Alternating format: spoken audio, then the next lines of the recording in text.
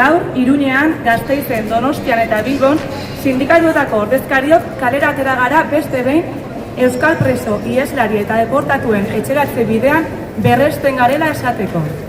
Sare herritarrak pasaden ekainaren 15ean bete zuen bere 10. urteurrena, eta urteotan egin duen ibilbidea zoriontzeaz gain, argi utzi nahi dugu bakearen, konponbidearen eta elkarbizitzaren bidean sare herritarraren ondoan jarraituko dugula hemendik aurrera ere.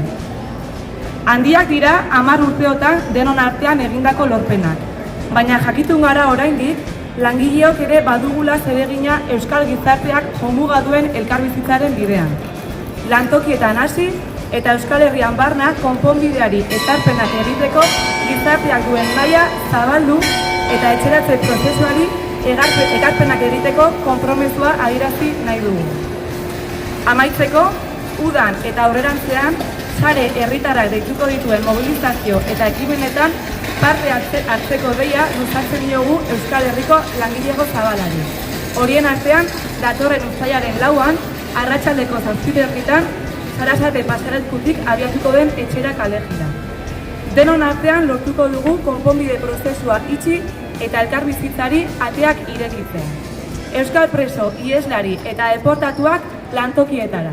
Queremos dejar claro que seguimos al lado de la red ciudadana SARE en el camino para conseguir la paz, la resolución y la convivencia en Euskal Herria. Los logros conseguidos durante estos 10 años han sido significativos, han sido importantes, pero somos conscientes de que los y las trabajadoras cumplimos un papel fundamental para llevar el proceso de camino a casa de los y las presas hasta el final y culminarlo con éxito.